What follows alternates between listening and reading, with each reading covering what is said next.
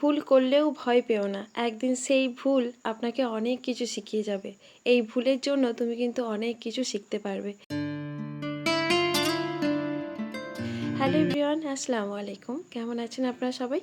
আশা করছি আল্লাহর অশেষ রহমতে আপনারা অনেক ভালো আছেন। আলহামদুলিল্লাহ, আমরাও ভালো আছি। ইউনিক মাহফুজা ব্লগ চ্যানেলের আরও একটা নতুন ব্লগ ভিডিওতে আপনাদের অনেক ওয়েলকাম। আশা করছি বরাবরের মতো আজকের ভিডিওটা আপনাদের কাছে অনেক বেশি ভালো লাগা থেকেই ছোট্ট করে অনুরোধ করছি, যারা এই ভিডিওটা প্লিজ হাত জোর করে অনুরোধ একটি লাইক দিয়ে কন্টিনিউ করবেন। আর ভিডিওটা দেখতে দেখতে যদি ভিডিওর কোনো অংশে আপনাদের ভালো লেগে যায়, অবশ্যই চ্যানেলটা সাবস্ক্রাইব করে বেল আইকনটিকে অন করে রাখবেন, যাতে করে আমি ভিডিও ছাড়ার সাথে সাথে আপনাদের কাছে নোটিফিকেশন চলে আসে। আর আপনারা আপনাদের সময় মতো করে আমার ভিডিওটা দেখে নিতে পারবেন। আজকে আপনাদের আমি বাড়ির জন্য কি কি রান্না করেছি সেই সব ভিডিও শেয়ার করব। যা কিছু করেছি অনেকটা ক্যামেরা বন্দি করতে পেরেছি, আর অনেক কিছু হয়তো করতে পারি না। হ্যাঁ, একটা সংসারে কাজ করতে করতে সবটা কিন্তু ক্যামেরা বন্দি করে ওঠাটা সম্ভব হয় না। আমরা যারা ব্লগ ভিডিও করি তারা জানি পরিশ্রম না করলে কখনোই সফলতা পাওয়া যায় না। চলুন আজকে আমি আপনাদের কাছে প্রথম শুরু থেকেই আমি একটু গাছের জন্য দেখেছি, গাছগুলোকে দেখে এসেছি সকাল থেকে। তবে ব্যালকনির গাছগুলো দেখেছি, ছাদের মধ্যে যেতে পারে না, কারণ আমাদের এখানে প্রচুর পরিমাণে প্রচণ্ড বৃষ্টিপাত হচ্ছে, যার ফলে গাছের যে পানি দেওয়ার ঝামেলাটা একদমই নেই। অটোমেটিক ওখান থেকে পানিগুলো পেয়ে, বৃষ্টির পানি পেয়ে একদম মাটি ভিজে যাচ্ছে। এবারে চলুন আমি ব্যালকনির গাছে কয়েকটা দেখলাম, মানে ব্যালকনিতে আর বৃষ্টির পানি না পড়ার কারণে যদি মাটি শুকনো থাকতো তাহলে দিতাম। দেখলাম ছিটে ছিটে ফোঁটা যেহেতু এসেছে, বেশ মাটিটা একটু ভিজে আছে, আজকে না দিলেই হবে।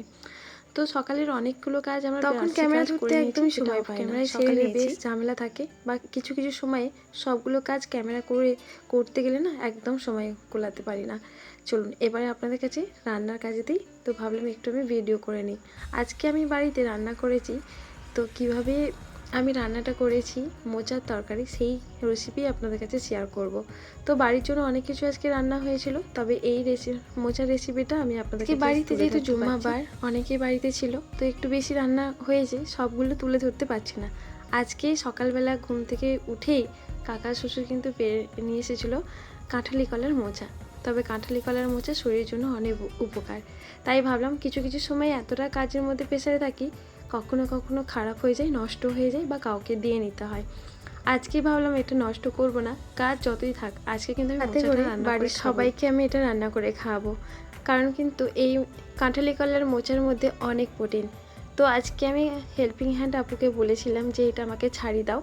আমি বাড়িতে মোচা থাকলে পর আমি মোটেও ছাড়াতে যাই না, কারণ হাতগুলো একদম কালো হয়ে যায়। যেহেতু বিজনেসে থাকে তখন এই হাতের এতটা বাজে হয়ে যায়, আসতে পারা যায় না। মানে অনেক ক্ষেত্রে আমার কী হয়, হাতে ছাড়াতে গিয়ে যায় হাতের যে আঠাগুলো একটা বাজেভাবে আটকে যায়, সরিষা তেল দিলেও কিন্তু অনেক ক্ষেত্রে কিন্তু লেগে যায়, আর নখটা খুব বাজে হয়ে যায়। যদিও আমার হাতের নখটাও নেই, তারপরেও কিন্তু অল্প অল্প নখ থাকলেও সেটার মধ্যে কিন্তু নষ্ট, মানে একদম কালো হয়ে যায়, খুব বিচ্ছিরি ব্যাপার থাকে। তাই আমি এটা অনেকের যখনই রান্না করি অনেকেরই কিন্তু এটা হেল্প নিই। কখনো কেউ মানে যাকে পারি তাকে বলি তুমি এটা ছাড়িয়ে দেবে, তারা কিন্তু খুব ভালোবেসেই আমাকে ছাড়িয়ে দেয়। যাই হোক, এই ব্যাপারটা আলাদা ব্যাপার। আচ্ছা, আমি কিন্তু মোচাটা ছাড়িয়ে নিয়ে প্রথমে আমি মোচাটাকে এর আগেই দেখিয়েছি, আমি একটু অল্প করে হলুদ গুঁড়ো লবণ দিয়েছিলাম, দিয়ে সেটাকে আমি কিন্তু সেদ্ধ করে নিয়েছি, তার সাথে ছোলাও দিয়েছি। আচ্ছা, ওটাকে আমি ভালো করে সেদ্ধ করে নিয়ে আমি যেটা সেদ্ধ হয়ে গেছে 50% আমি সেদ্ধ করেছি, সেদ্ধর পরে যে এক্সট্রা যে মোচার পানিটা থেকে যায় সেটা খুব কষা হয়, ওটাকে আপনারা ঝাড়িয়ে নেবেন। আজকে মোচা চাটনির সাথে বা কিছু একটা এক্সট্রা চুমির মধ্যে মোচাটা রান্না কষা পানিটা, তারপরে ছোট ছোট করে আলু কিউব করে কাটা ছিল সেটাকে আমি ভালো করে তেলে ভেজে নিলাম। ভেজে নেওয়ার পর আমি ওই সরিষার তেল দিয়ে, ওই ভাজা তেলেতে আরেকটু সরিষার তেল অ্যাড করে নিয়ে তার মধ্যে ফোড়ন হিসাবে জিরে, মানে গোটা জিরে, গরম মশলা, তেজপাতা দিলাম। সেটাকে একটু হালকা করে ভেজে নিয়ে, খুব ভাজতে আমি যাবো না, বেশি ভাজতে গেলে কালো হয়ে যাবে। পেঁয়াজ কুচি, তো পেঁয়াজটা আমি 80% ভাজবো, খুব বেশি ভাজবো না।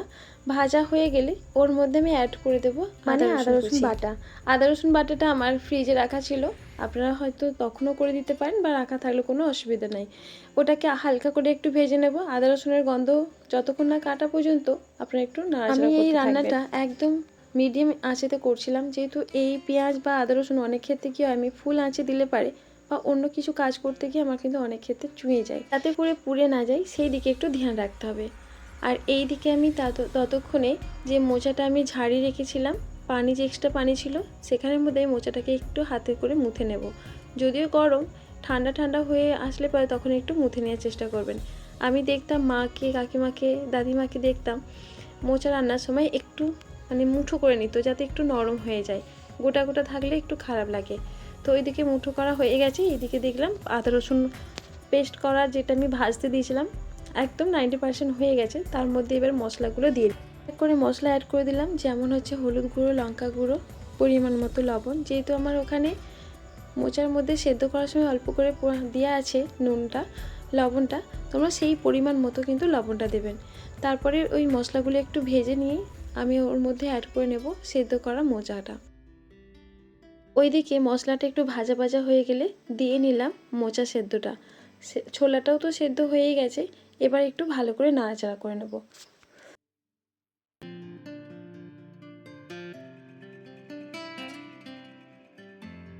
মোচাটা যেহেতু আমি একদম ঝাড়িয়ে নিয়েছিলাম, একেবারে পানি ছিল না, শুকনো টাইপের, দেখুন নাড়তে নাড়তে একদম ঝুরঝুরের মতো হয়ে আসছে।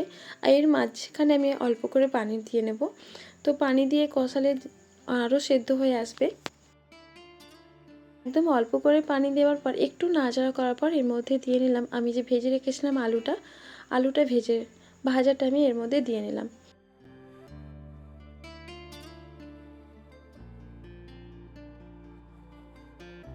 আলু ভাজা দিয়ে ওটাকেও ভালো করে খুব সুন্দর করে নাড়াচাড়া করে নিতে হবে। এখানে আমি সিলিকন দিয়ে যে নাড়াচাড়া করছিলাম, সিলিকন যে চাটুটা, ওটার মধ্যে থেকে কিন্তু আলুটাকে যখন আমি ভাঙতে যাব বা আলুটা যখন একটু তরকারিটা মাখা মাখা হবে, তখন তো আলুটাকে দু একটা আলুকে ভাঙতে হবে। সিলিকন দিয়ে অতটা কিন্তু প্রেস দিলে পারে আলুটা খুব ভালোভাবে কিন্তু ভেঙে যায় না।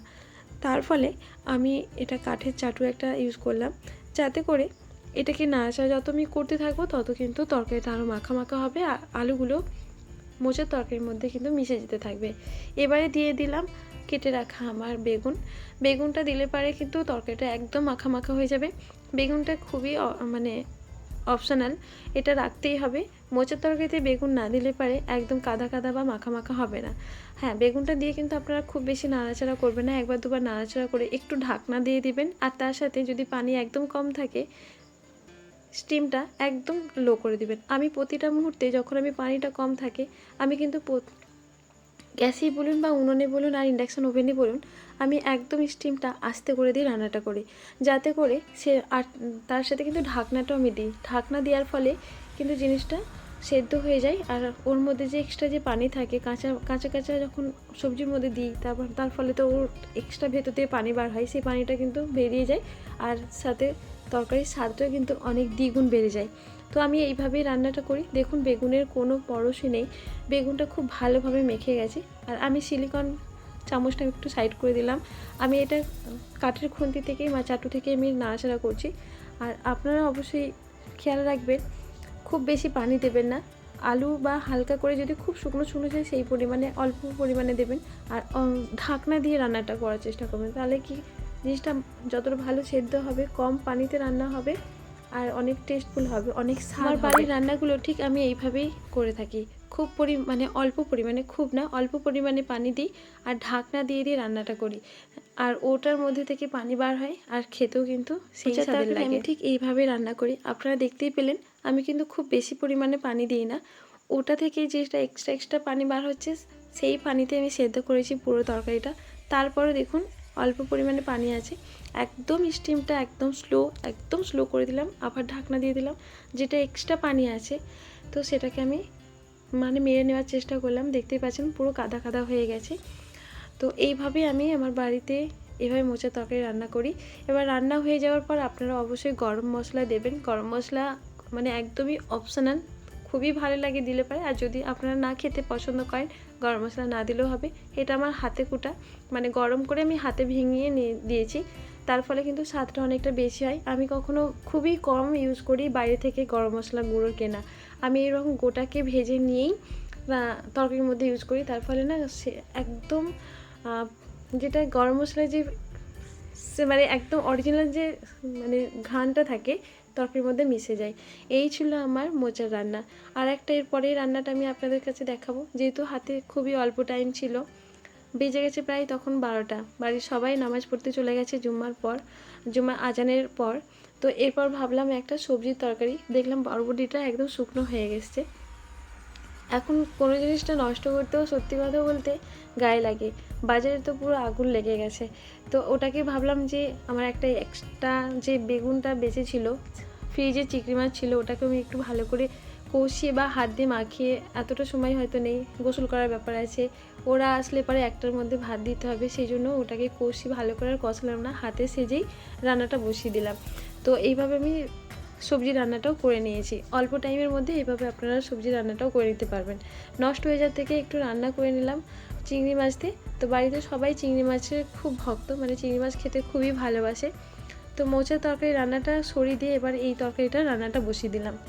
একটু করে কাজ সাথে সাথে সবাই এখন নামাজ পড়ে চলেও এসেছে।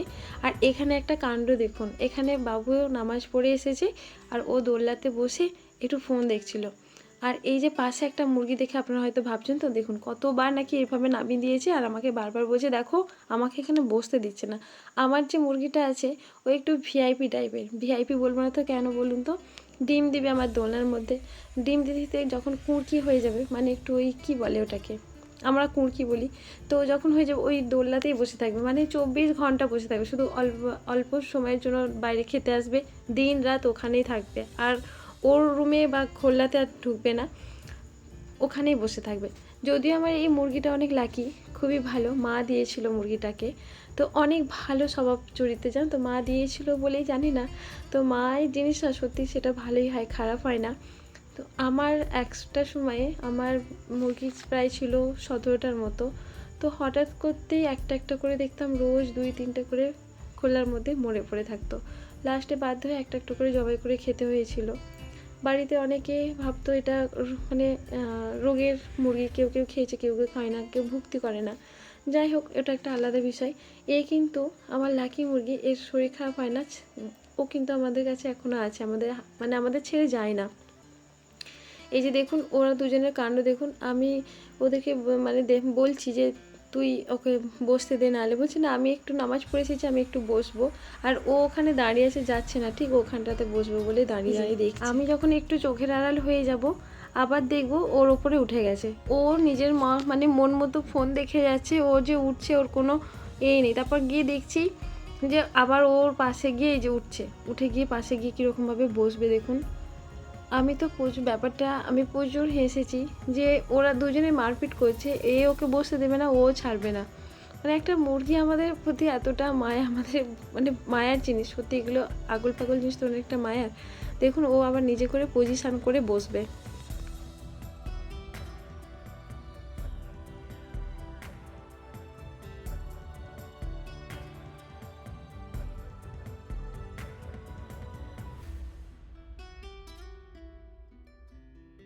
এই যে দেখতে পাচ্ছেন ও আবার নিজে করে পজিশান করে বসছে, যে আমরা জোর করে নিয়ে বসছি হয়তো আপনারা ভাববেন, কিন্তু না, দেখুন নিজে আবার পজিশান, যেহেতু ও জায়গাটা ছাড়ছে না, ও নিজের ফোন দেখাতেই মানে মগ্ন হয়ে আছে, ও যে উঠে বসে আছে ওর প্রতি, ও কেউ দেখছে না, ও তাকেও দেখছে না, হয়তো দেখছে যে ওর জায়গাটা ও দখল করেছে।